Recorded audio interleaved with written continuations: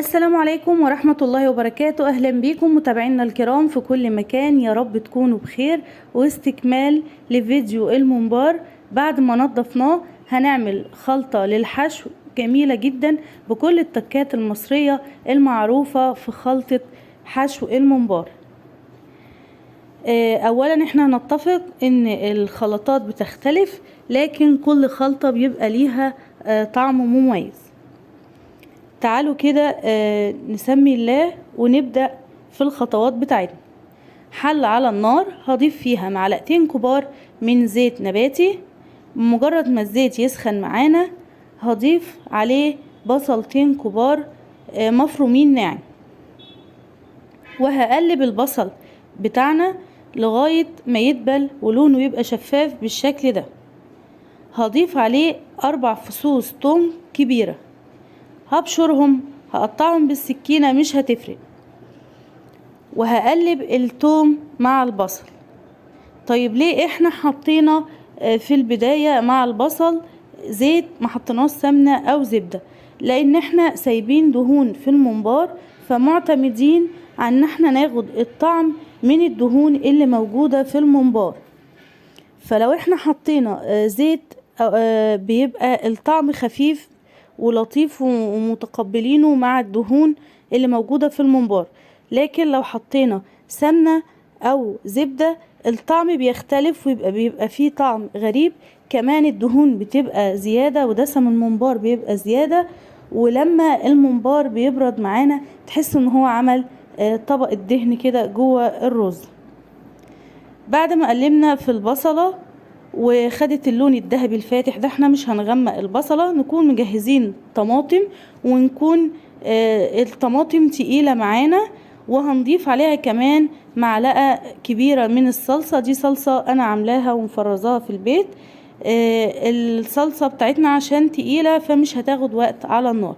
هنتبل بقى معلقة صغيرة ملح، معلقة صغيرة توم بودرة، معلقة صغيرة بصل بودرة، نص معلقة فلفل اسود، معلقة كمون، معلقة بابريكا، معلقة كزبرة ناشفة، ربع معلقة شطة، وهنقلب. وبعد ما يغلي الصلصة شوية هضيف معلقة صغيرة من السكر، علشان احنا عارفين ان اي صلصة بنعملها بنضيف عليها سكر علشان تعادل الحموضة بتاعة الطماطم في الاكلة. طبعا احنا مش هنخلي الصلصة بتاعتنا تتسبك وتنشف علشان لما نحط فيها الخضرة والرز. بعد ما خدت 10 دقايق على النار ضفنا كمية من الخضرة، ربطة من الشبت وربطة من الكزبرة وربطة من البقدونس، فرمناهم ناعم وضفناهم هما الأول. خدوا تقلبتين مع الصلصة، وبعدين ضفنا كيلو من الرز البلدي. 2 كيلو ممبار خدوا معايا كيلو من الرز البلدي، او حسب بقى نوع الرز اللي انت بتستخدميه، بيزيد جدا ما بيزيدش كتير حسب ما انت عارفه. وقلبتهم شوية على النار، وبعدين نزلت الخلطة من على النار. انت ممكن تسيبي الرز يبرد شوية، لكن انا مستعجلة فهستخدمه على طول، فهحطه في طبق مفرود بالشكل ده علشان يطلع السخونة بتاعته الى حد ما.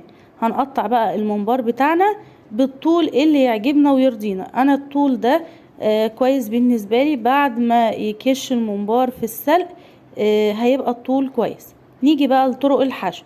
اول طريقة انا هستخدمها الطريقة دي، هفتح الممبار كده وهمسك بايديا الاتنين بصوابعي الاتنين، وبقيت صوابعي بتلم الرز وتدخل جوه الممبار.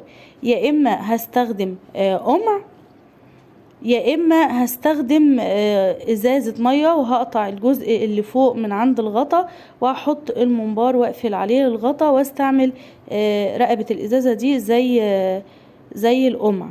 والطريقة كمان اللي انا هستخدمها هي الطريقة دي، هفتح الممبار وابقى ماسكاه بايد ومثبتة بالايد التانية، وبقيت صوابعي بلم الرز من الطبق وبضيفه جوه الممبار. اهم حاجة نفرد الرز في الممبار، ما نسيبش الرز مكلكع. واثناء ما انا بحشي الممبار حاطه حله على النار وفيها ميه وسايباها تغلي. بمجرد ما بخلص حشو الممبار بتكون الميه وصلت لحاله الغليان، مش بضيف فيها اي حاجه خالص، وبنزل على طول بالممبار. هو ما ينفعش ان احنا نملأ الحلة بالممبار بالشكل ده علشان ياخد راحته في السوا. بس الحقيقة انا بقى معايا كام واحدة ممبار فجازفته وحطيته.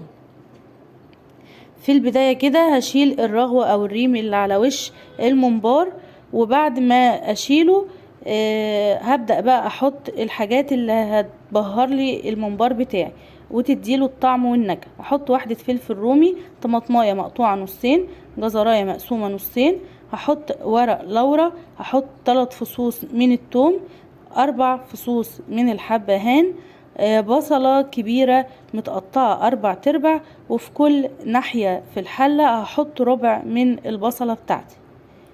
وكل لما تظهر قدامي رغوة اشيلها برضو من على وش الحلة. ادي 4/4 البصل. هغطي الحلة بس مش هقفل الغطا كويس علشان ما يفرش معايا على البوتاجاز، هسيب بس جزء كده مفتوح يطلع البخار، وهتابع الممبار لغاية السوا.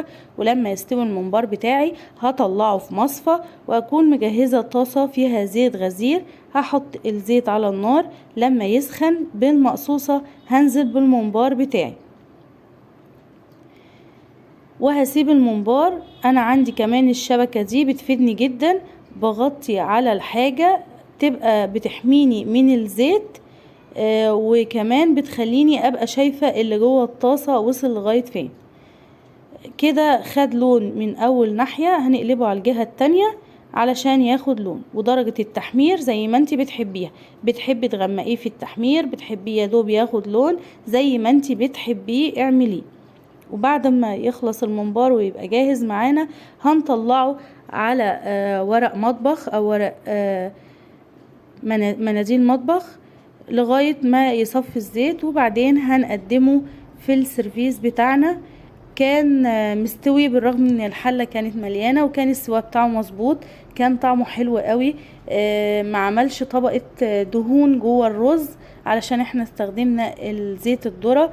كان ريحته حلوة قوي، وكان مستوي بشكل حلو جدا معايا. والصوابع بعد ما قطعتها كان الحجم مناسب، لا هو كبير قوي ولا هو صغير قوي، بس برضو ليكي مطلق الحرية في التقطيع والحجم.